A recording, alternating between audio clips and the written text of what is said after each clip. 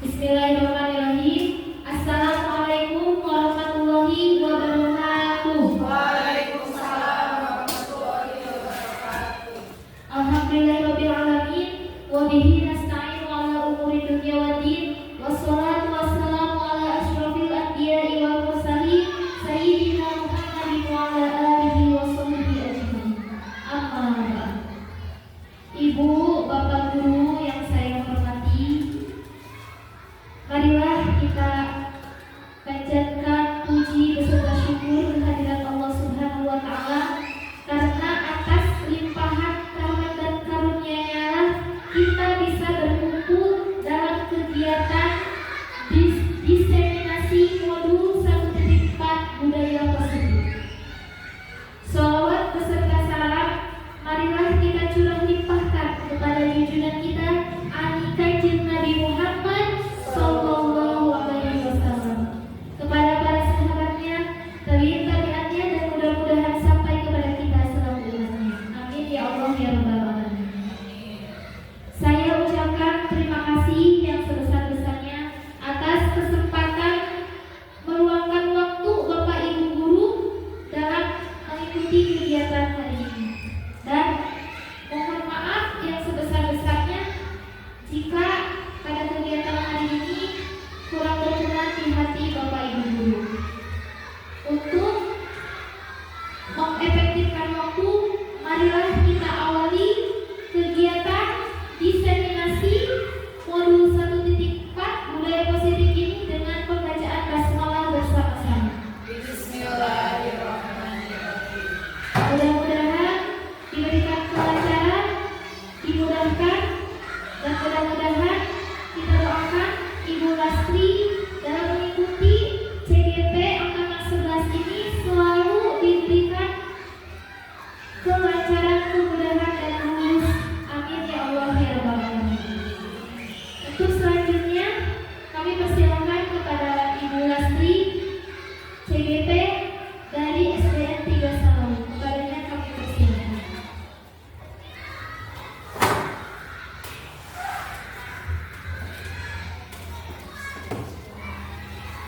Bismillahirrahmanirrahim. Assalamualaikum warahmatullahi wabarakatuh. Waalaikumsalam warahmatullahi wabarakatuh. Pertama-tama saya mengucapkan terima kasih kepada Bapak dan Ibu yang telah meluangkan waktu bagi saya untuk mempresentasikan hasil dari pendidikan yang saya jalani, yaitu calon guru penggerak angkatan 11 tahun 2024. Mudah-mudahan apa yang saya sampaikan pada kesempatan ini sangat bermanfaat bagi kita semua, khususnya untuk sekolah kita. Baik, kita mulai saja.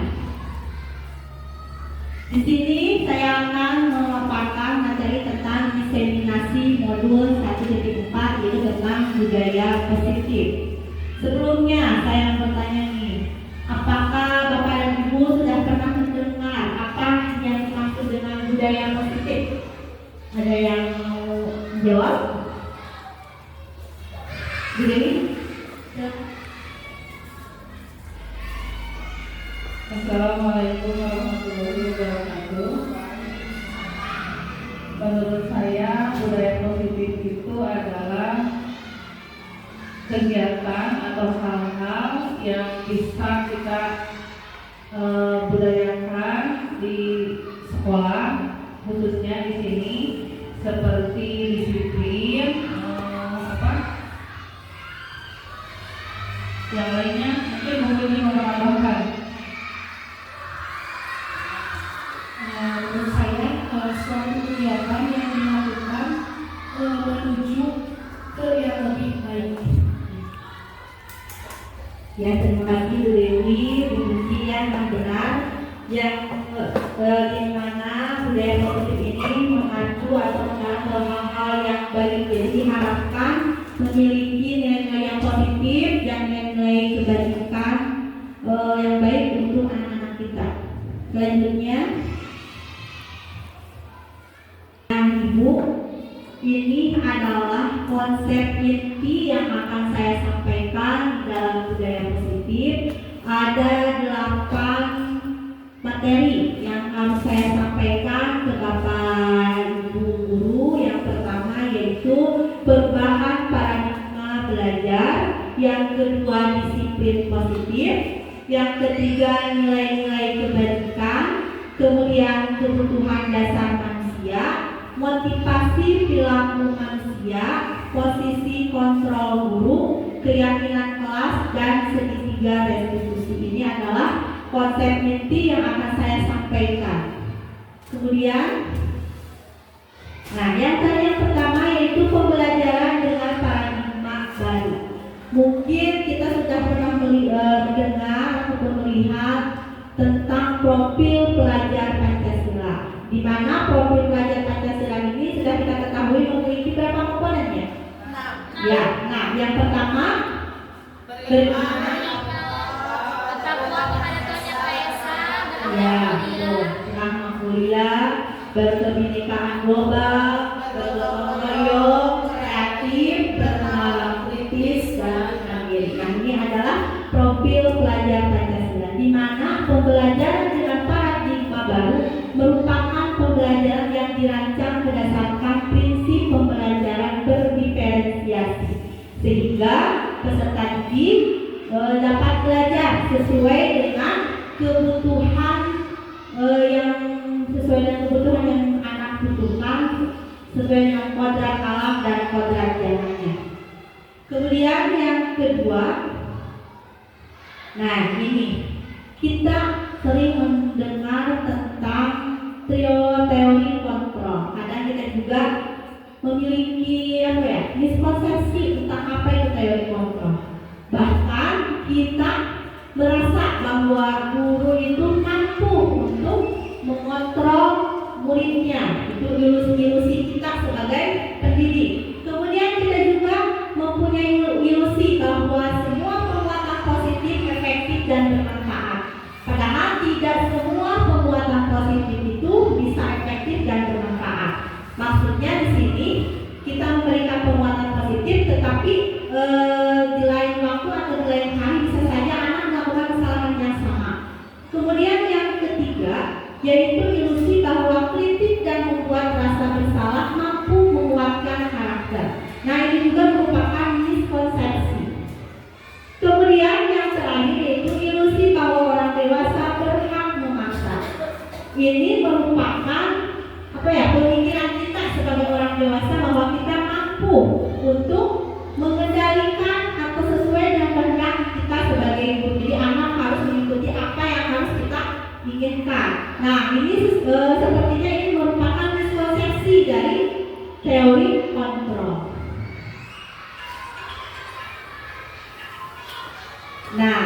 Ini mengubah paradigma stimulus respon ke pendekatan teori kontrol, di mana berdasarkan stimulus respon bahwa realitas atau kebutuhan kita itu sama.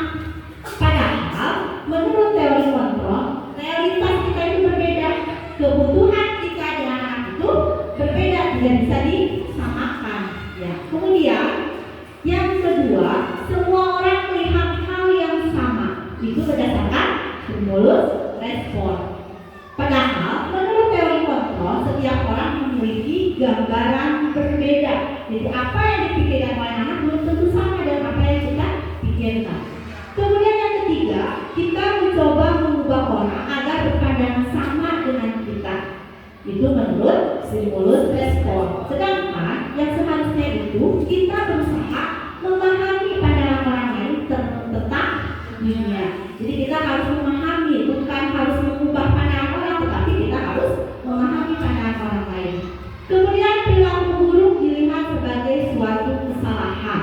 Seharusnya semua perilaku memiliki tujuan. Kemudian berdasarkan stimulus respon, orang lain bisa mengontrol saya. Padahal sebetulnya hanya Anda atau kita sendiri yang bisa mengontrol diri kita sendiri. Kemudian pemaksaan ada pada saat bukan gagal. Ini biasanya terjadi pada anak-anak ilmu di kelas atau pada anak-anak di anak-anak kita juga bisa. Kita selalu melakukan pendidikan agar anak itu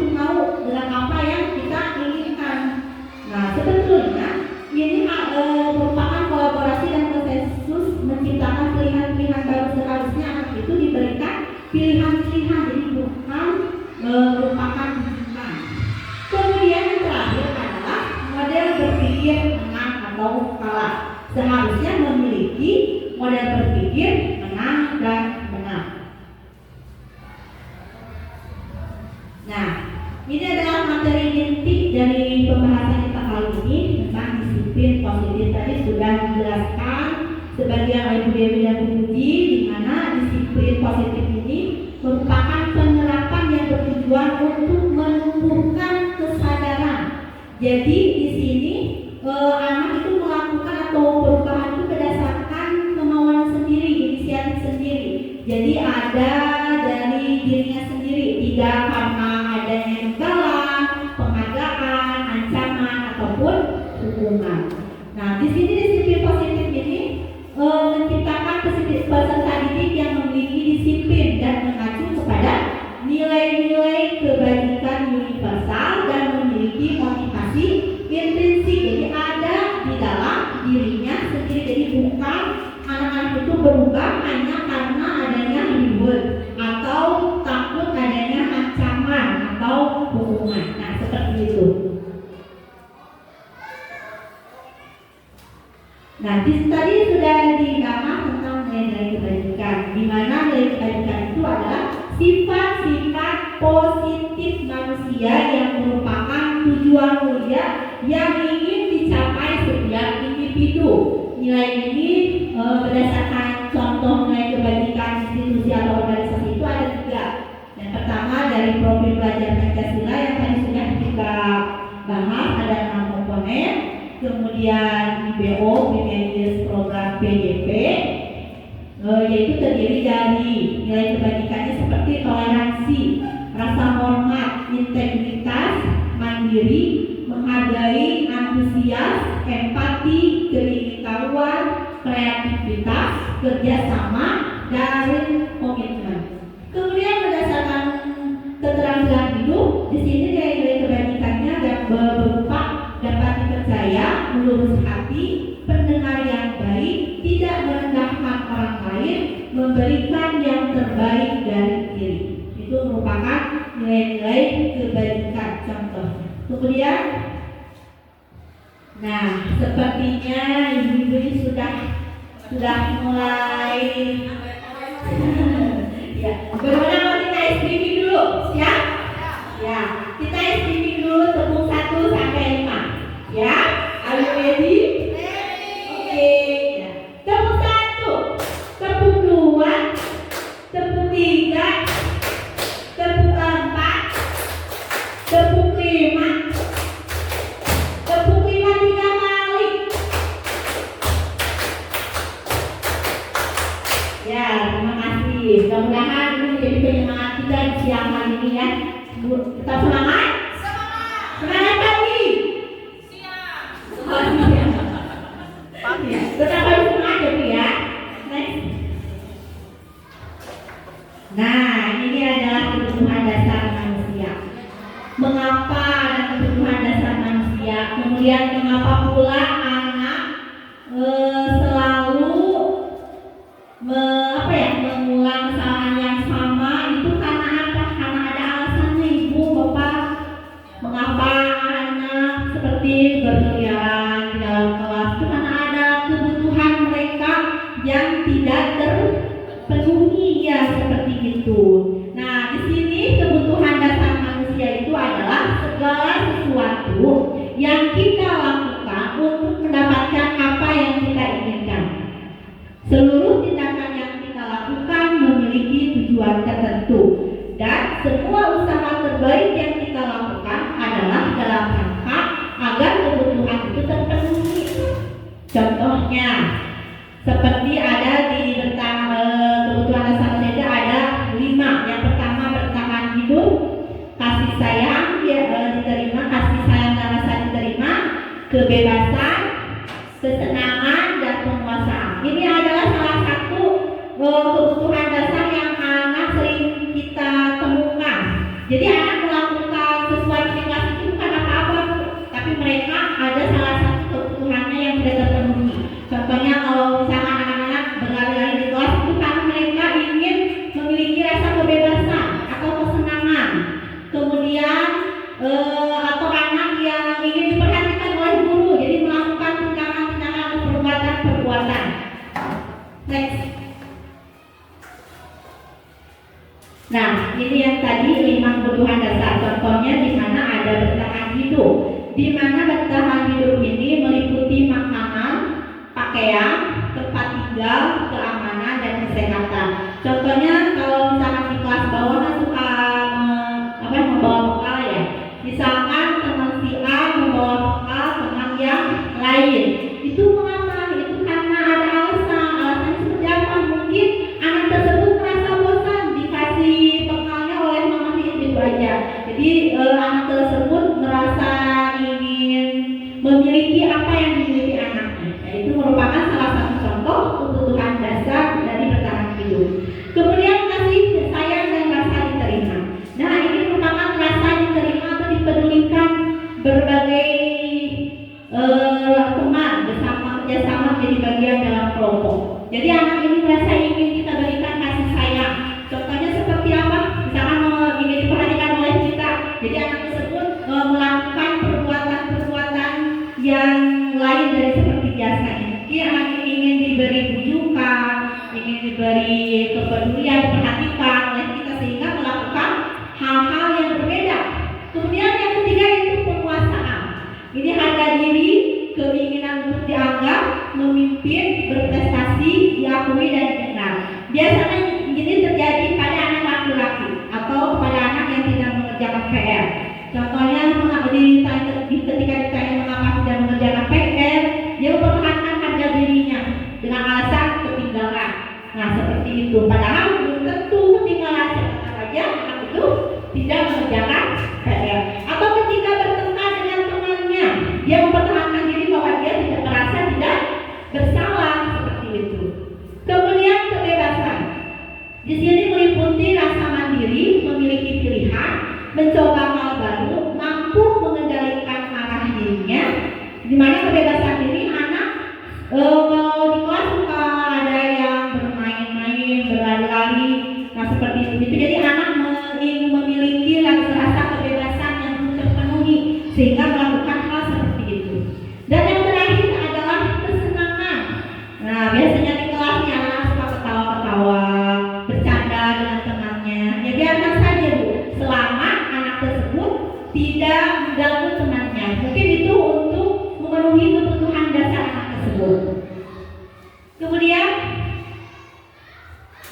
nah ini yang paling penting untuk kita sendiri, untuk anak-anak juga, yaitu motivasi perilaku manusia.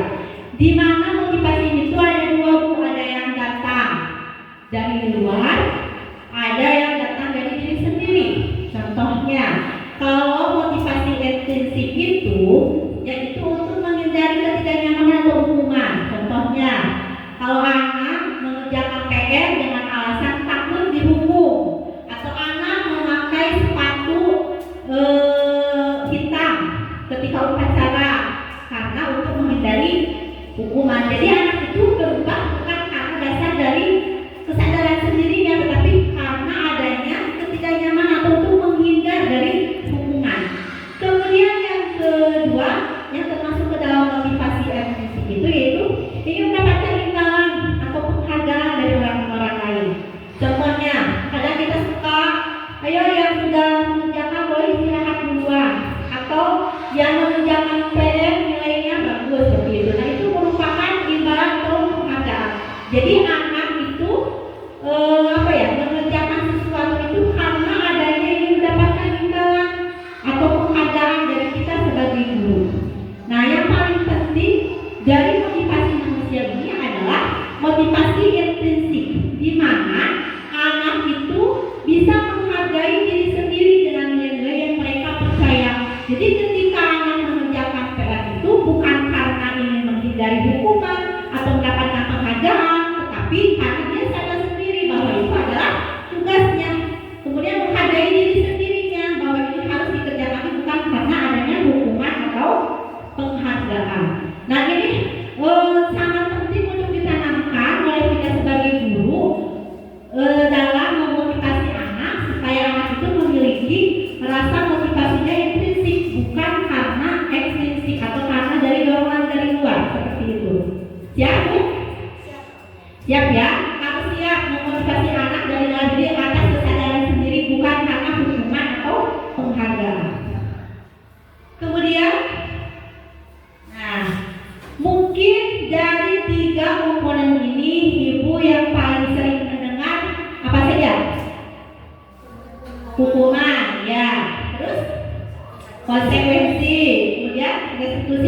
belum pernah ya, ya Bu. Betul.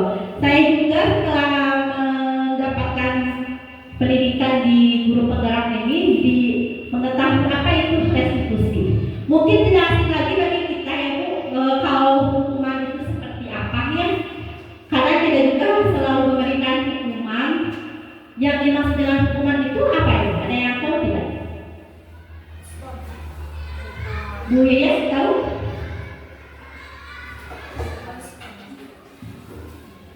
Menurut saya hukuman itu hukuman ketika siswa itu yang kita tidak direncanakan. Nah, misalkan siswa tidak mengerjakan tugas, nah setelah datang ke sekolah atau setelah di kelas kita beri hukuman karena siswa tidak mengerjakan tugas. Mungkin Ya, contohnya betul seperti itu. Jadi kalau yang namanya hukuman itu antara guru saja. Jadi hanya guru yang memberikan hukuman, tidak adanya kesepakatan dengan siswa. Jadi siswa juga tidak tahu nih ketika tidak mengerjakan PR atau terlambat datang ke kelas, tidak tahu hukuman apa yang akan mereka terima. Nah itu disebut hukuman. Jadi hanya satu pihak saja, hanya guru saja yang memberikan hukuman. Jadi siswa tidak tahu apa yang akan terjadi, bisa saja besoknya dilari di lapang, bisa saja besoknya membersihkan kelas seperti itu. Jadi hukuman di sini adalah tidak terencana atau tiba-tiba. Murid juga tidak tahu apa yang akan terjadi atau hukuman apa yang akan diberikan. Kemudian hukuman juga bersifat satu arah, jadi hanya guru saja yang memberikan hukuman, jadi bukan atas kesepakatan antara guru dengan murid. Kemudian hukuman juga Bu bisa berupa hukuman fisik, ya. Kalau fisik seperti tadi lari, jangan lari di lapang, juga keliling, nah, seperti itu. Itu merupakan hukuman fisik. Nah, konsekuensi juga termasuk apa ya? Seperti hukuman sunat. Konsekuensi ini adanya kesepakatan antara siswa dengan murid. Kemudian murid juga jadi tahu nih kalau misalkan dia tidak mengerjakan PR, konsekuensinya seperti apa.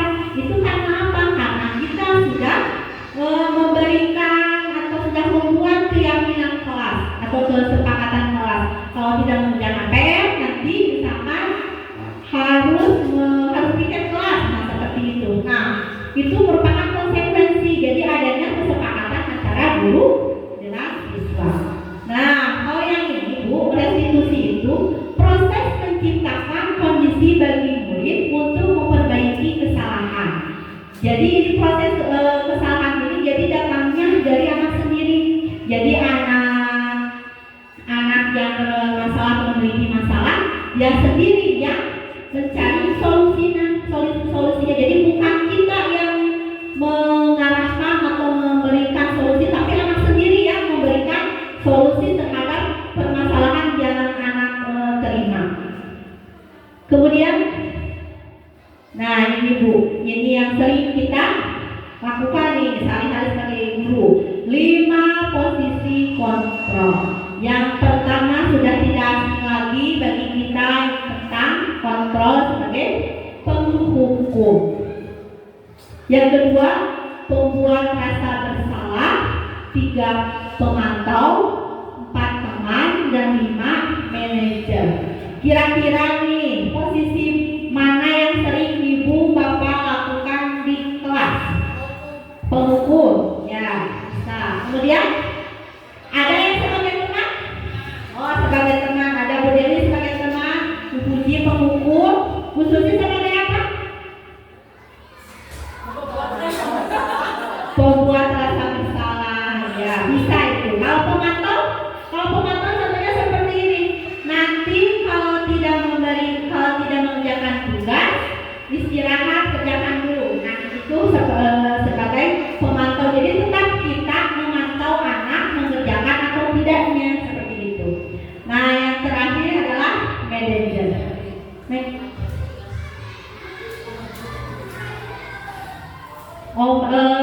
Manajer, kalau manajer itu kita kalau manajer itu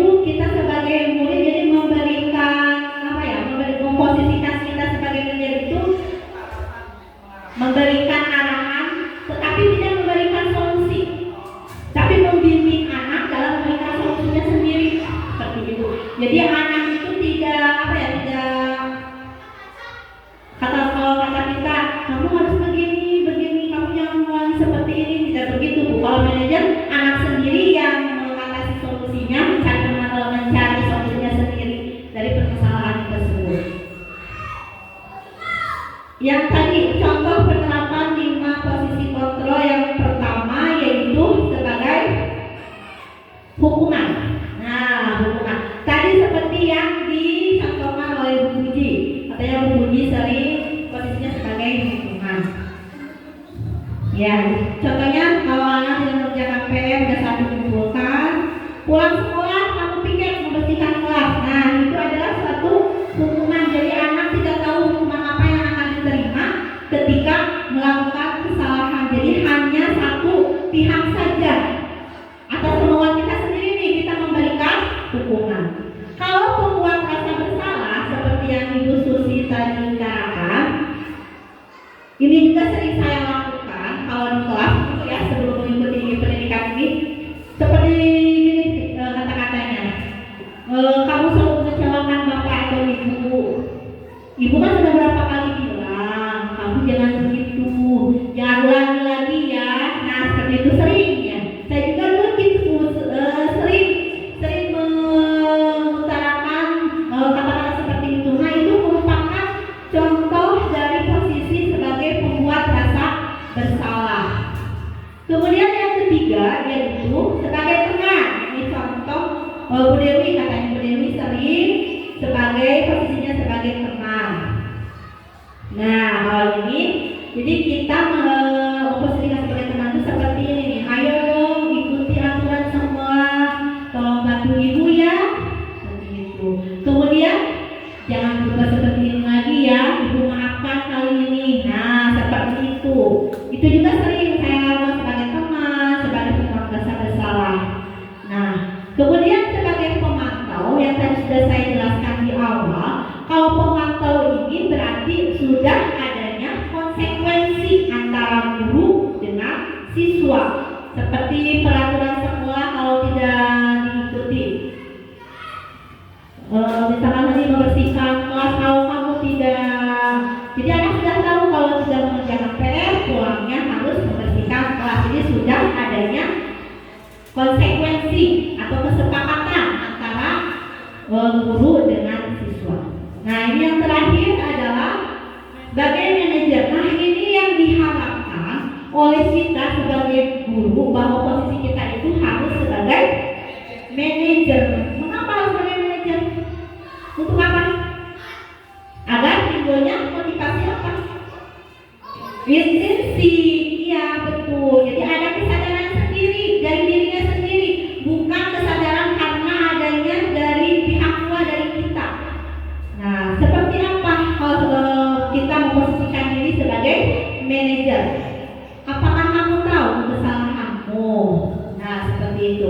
Kira-kira bagaimana kamu memperbaiki kesalahanmu? Tapi kan dari pertanyaan ini anak sendiri yang akan menjawab, bukan kita yang akan menjawab, tapi anak sendiri.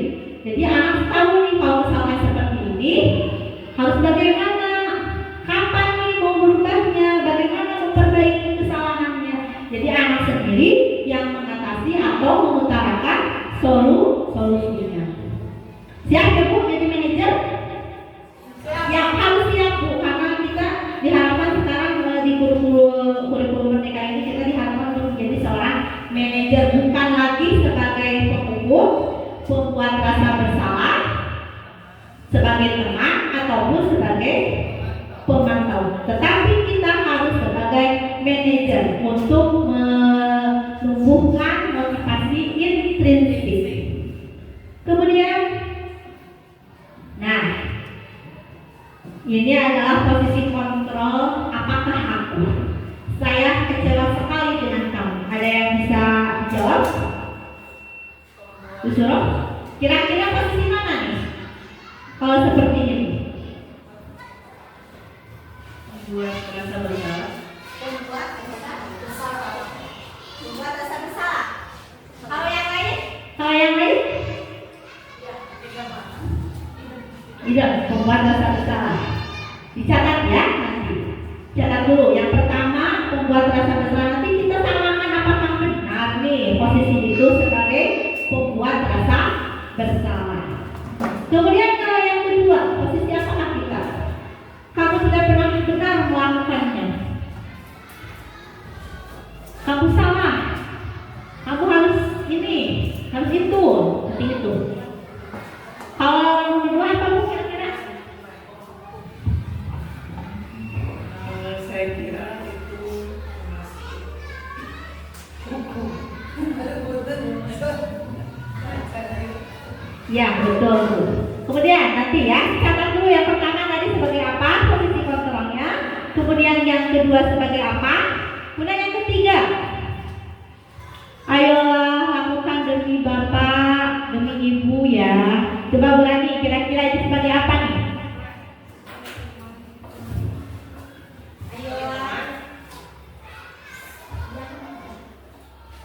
Ya, sebagai teman bukan? Ya, dari Bu Rani katanya posisi ini adalah sebagai teman. Kemudian nanti kita samakan ya. Nah, kemudian kamu tidak pernah mendapat nilai jika tidak mengerjakan tugas. Kira-kira ini sebagai apa? Bu Mida, coba. Menurut saya itu sebagai pemantau. Oke, sebagai pemantau. Nanti kita lihat. Selanjutnya, apa rencanamu untuk menyelesaikan masalah ini? Sebagai manajer. Ya, disimpan dulu jawabannya Ibu-ibu. Nanti kita samakan. Nanti kita lihat nih, kita sudah mengenal posisi kontrol tidak? Jadi kita lihat, nanti kita samakan. Kemudian, saya kecewa sekali dengan kamu. Nah, tadi yang pertama, soal pertama, apakah betul sebagai pembuat rasa bersalah? Betul. Cuma yang betul. Ya, tadi sudah paham. Yang kedua, kamu tidak pernah benar melakukannya. Oke, penghukum. Ya, betul tadi kata Ibu Yani ya, sebagai penghukum. Nah, untuk kedepannya tidak ada lagi sebagai penghukum, diharapkan tidak ada. Kemudian selanjutnya, ayolah lakukan demi Ibu ya, sebagai apa? Sebagai teman. Betul tadi Bu Rani ya yang menjawab sebagai teman. Ya betul. Ini sering ya kita lakukan, apalagi kita sebagai seorang ibu ya pasti sering mengeluarkan kata-kata seperti itu. Kemudian, kamu tidak pernah mendapat nilai jika tidak mengerjakan tugas. Nah, ini sebagai pemantau. Betul apa yang dikatakan Bu Mida. Kalau ini merupakan posisi sebagai pemantau. Kemudian, apa rencanamu untuk menyelesaikan masalah ini? Sebagai manajer. Siap ya sebagai manajer. Nah, ini ada materi tentang keyakinan kelas. Ibu sudah mengenal tentang keyakinan kelas? Sudah mengenal? Kenalan dulu Bu dengan keyakinan kelas. Kira-kira apa itu keyakinan kelas ya? Kesepakatan. Mengapa bukan peraturan kelas? Apa perbedaan antara keyakinan kelas dengan peraturan kelas? Ada yang bisa menambahkan? Bu Susi? Siap?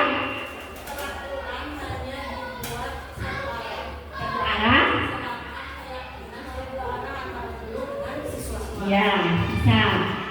Ya, betul. Jadi kalau dulu kita tahunya apa?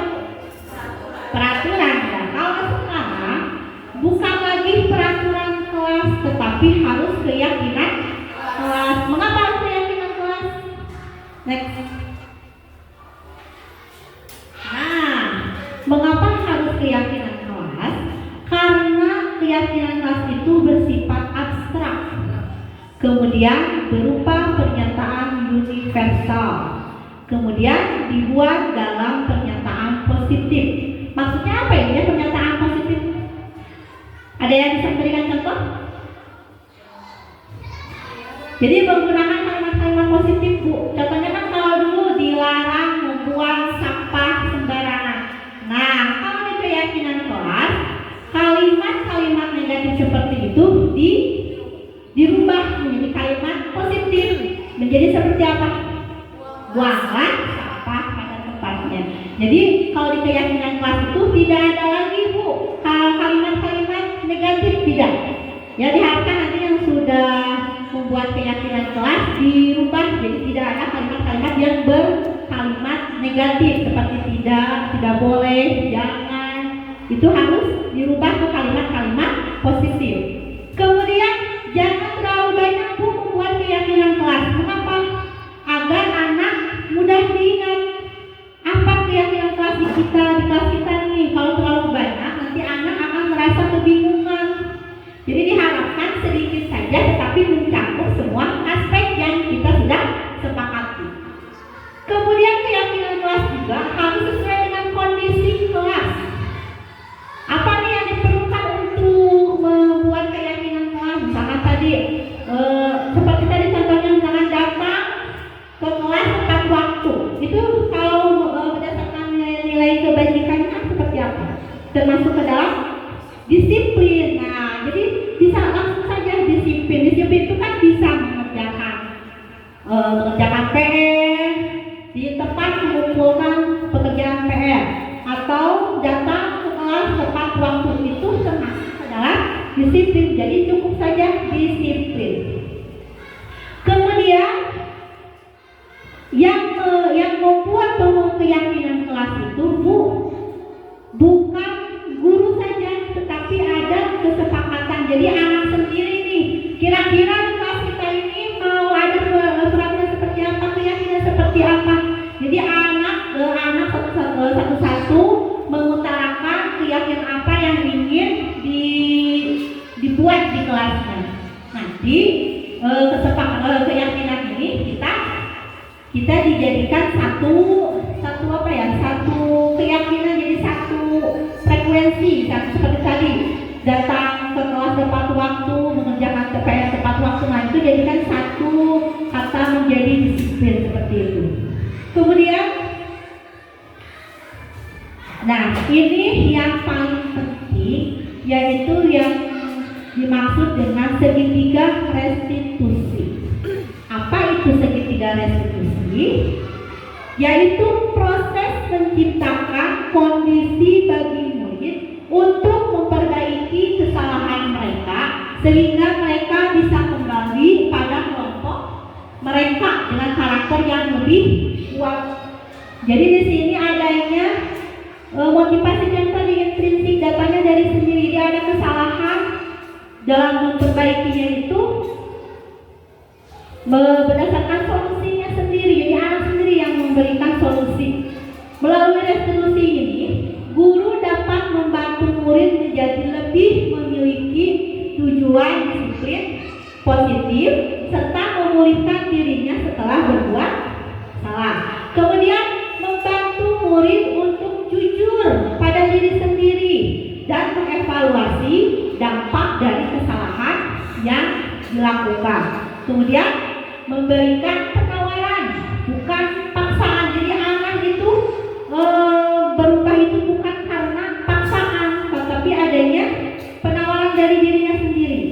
Nah, dengan kata lain, segitiga restitusi ini suatu proses dialog yang dijalankan oleh guru agar dapat menghasilkan murid yang mandiri dan bertanggung jawab. Jadi anak itu bisa bertanggung jawab dan mandiri sesuai dengan solusi yang anak tersebut utarakan, seperti itu. Kemudian, nah ini adalah 3 tahapan dalam segitiga restitusi. Kira-kira yang nomor 1 yang mana yang tahapannya ya? Menstabilkan identitas. Yang kedua, validasi tindakan yang salah. Ketiga, menanyakan keyakinan. Nah, itu Bu, segitiga restitusi itu tahapan yang pertama adalah menstabilkan identitas. Jadi setiap orang jadi menstabilkan kesalahan identitasnya seperti apa yang kesalahan anak itu. Kemudian yang kedua,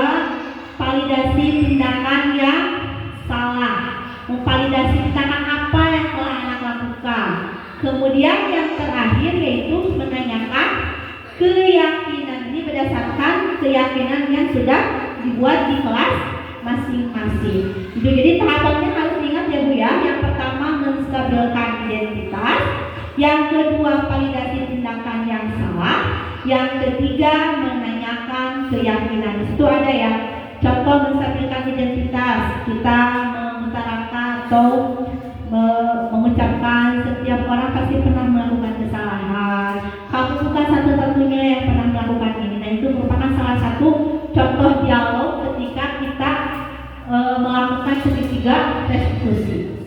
Kemudian yang kedua validasi tindakan yang salah. Kata-kata yang dilakukan ketika dialog itu, kamu tentu punya alasan mengapa melakukan itu. Adakah cara yang lebih efektif? Seperti itu ya Bu ya. Kemudian yang menanyakan keyakinan ini sudah jelas berdasarkan keyakinan kelas yang telah kita sepakati.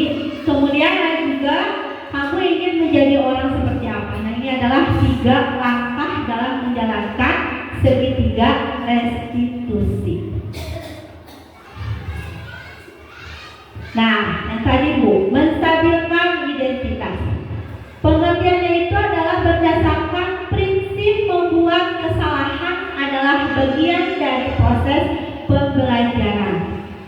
Jadi dialognya itu seperti berbuat salah itu wajar. Tidak ada manusia yang sempurna.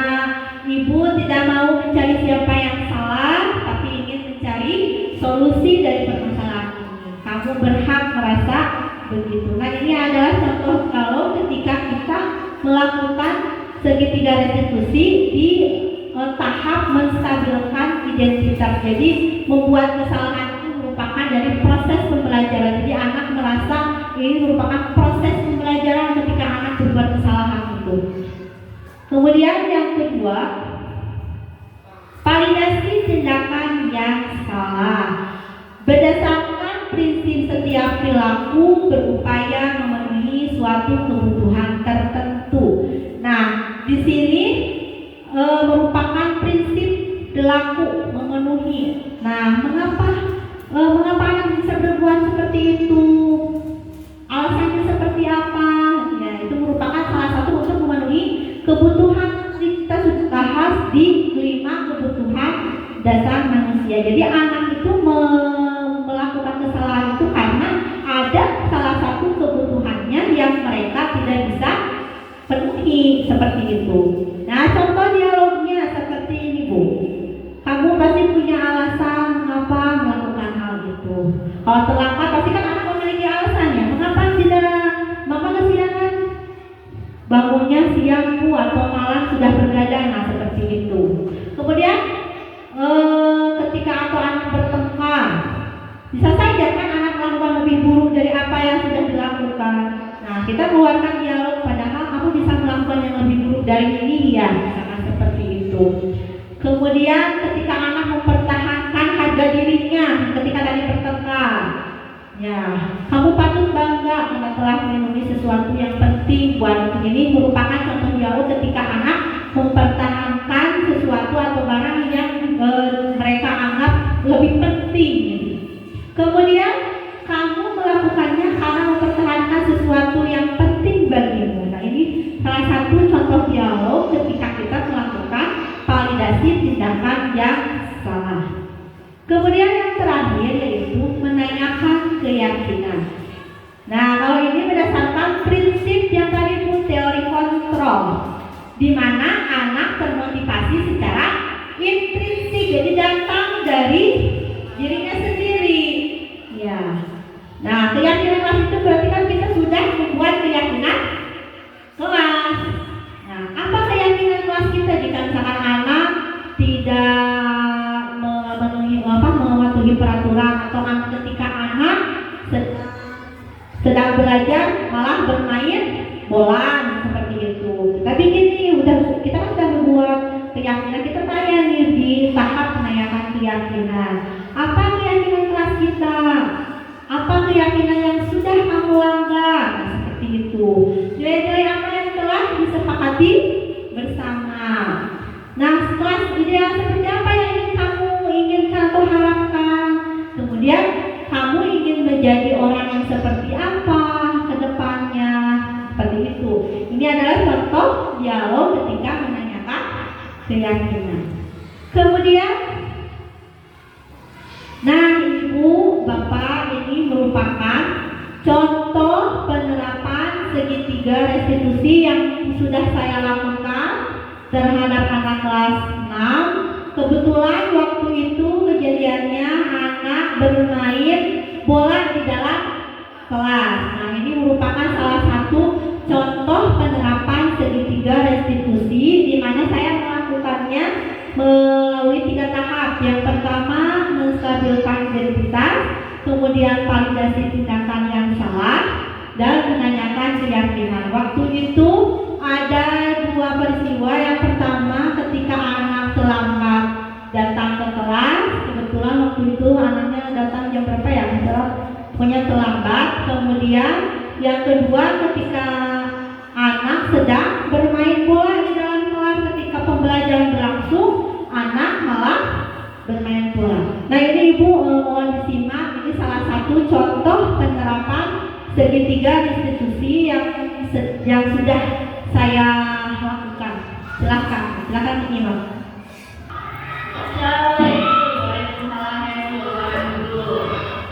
Bagaimana kabarnya Heru hari ini? Ya, Heru tahu tidak apa Ibu mengerjakan ini? Tidak. Jadi Ibu lihat Heru bermain bola di dalam kelas ya? Betul tidak? Betul. Kira-kira kalau bermain bola di dalam kelas boleh tidak? Tidak. Kenapa? Nah, ini contoh menstabilkan identitas.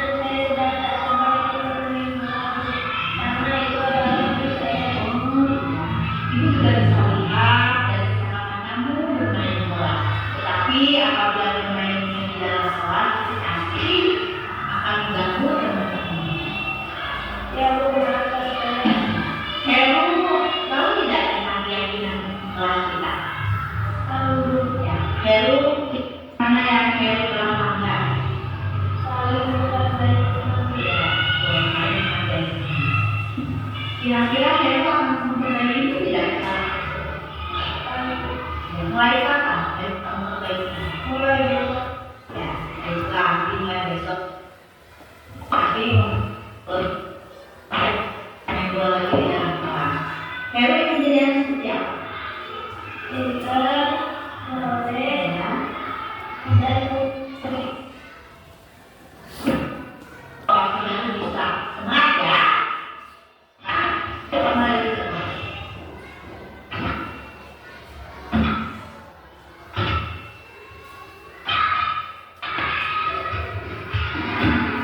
Assalamualaikum warahmatullahi wabarakatuh. Perkenalkan, saya Heru dari kelas 6A. Hari ini saya sangat senang sekali setelah mereka kondisi atas kesalahan saya.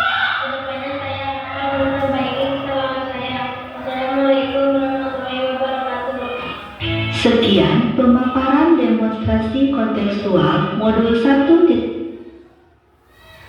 Nah, Ibu, itu adalah contoh yang saya lakukan ketika melakukan atau menerapkan segitiga restitusi. Bagaimana Bu? Ada bayangan? Nah, jadi nanti ketika anak-anak kita memiliki permasalahan, tidak lagi dengan cara hukuman. Tidak baik Ibu ya dengan cara hukuman, pembuat rasa bersalah, teman, pemantau.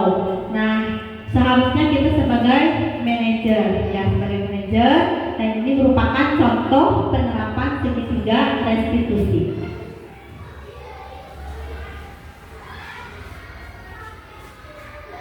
Nah, Ibu, jadi kesimpulannya dalam penerapan program disiplin positif, hendaknya guru memiliki standar kepribadian profesional dan sosial yang baik, di mana guru mampu merefleksikan posisi kontrol saat ini. Bagaimana perjalanan dirinya sebagai amok atau manajer yang menuntut murid-muridnya menjadi insan yang mandiri, merdeka, dan bertanggung jawab. Ini merupakan kutipan dari Standar Nasional Pendidikan. Jadi diharapkan setelah diseminasi ini, saya harapkan kita semua dapat merubah cara penyelesaian masalah yang anak-anak kita hadapi dari posisi hukuman, pemantau, teman, ataupun pembuat rasa bersalah menjadi sebagai manajer. Kemudian dalam penyelesaian masalahnya pun kita menggunakan segitiga restitusi yang sudah tadi saya tayangkan contoh yang pernah saya lakukan.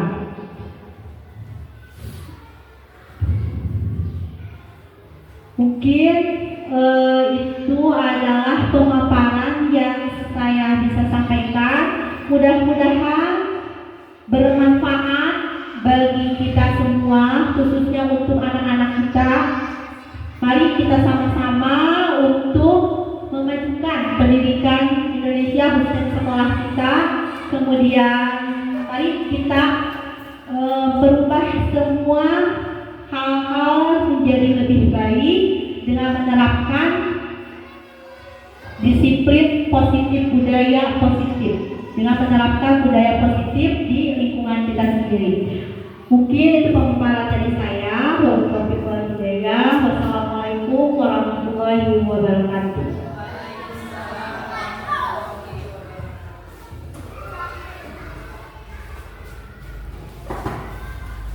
Waalaikumsalam warahmatullahi wabarakatuh. Alhamdulillah pemaparan materi dari Ibu Lastri telah selesai, yaitu mengenai apa Ibu? Diseminasi budaya disiplin positif. Mudah-mudahan ilmu yang diberikan bermanfaat dan kita bisa mengamalkannya untuk anak didik kita. Amin ya Allah ya Rabbal Alamin. Tadi diawali dengan pembacaan basmalah. Alhamdulillah, sekarang kita tutup dengan pembacaan hamdalah bersama-sama. Alhamdulillahirabbil alamin. Billahi taufiq wal hidayah. Wassalamualaikum warahmatullahi wabarakatuh. Tepuk tangan dulu untuk Ibu Lastri.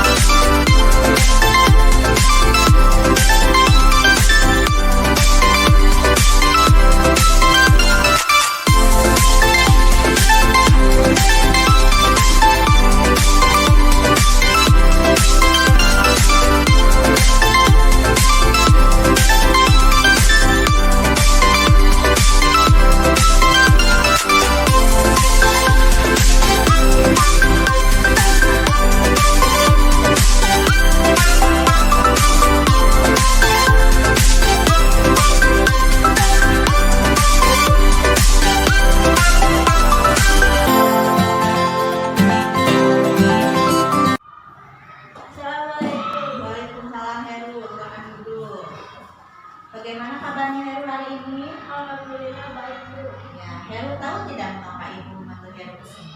Tidak Bu. Tidak. Oke, tadi Ibu lihat Heru bermain bola di dalam kelas ya, betul tidak? Betul. Betul. Kira-kira kalau bermain bola di dalam kelas boleh tidak? Tidak Bu. Mengapa?